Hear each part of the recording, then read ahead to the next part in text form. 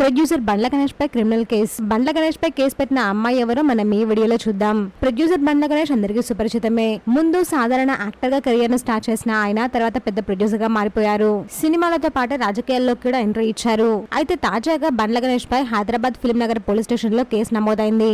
Film Nagar లో తనకు చెందిన 75 కోట్ల విలువైన ఇంటిని కబ్జా చేసేందుకు బండ్ల గణేష్ ప్రయత్నిస్తున్నారు అని హీరా గ్రూప్ సీఈఓ నౌహీరా షేక్ పోలీసులకు ఫిర్యాదు చేశారు.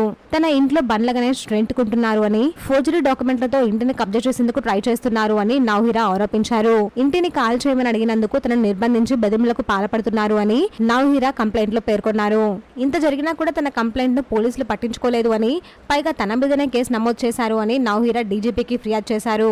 మంచిగా ఇల్లు కాల్ చేయమని అడిగితే తనపై దౌర్జన్యం చేసి ఆమె దౌర్జన్యం చేసినట్టుగా పోలీసులకు కంప్లైంట్ చేశారు అని ఆవేదన వ్యక్తం చేశారు. సదరు ఇంటిపై ముందుగా 11 నెలలు రెంట్ అగ్రిమెంట్ చేసుకోగా ఆ తర్వాతనే ఇల్లు ఖాళీ చేయమని కోరాము అని, గడువు ముగిసినా కూడా ఖాళీ చేయకుండా అందులోనే నివసిస్తున్నారు అని నౌహీరా తెలిపారు. దీంతో బండ్ల గణేష్ పై ఫిలిం నగర్ పోలీసులు కేసు నమోదు చేశారు.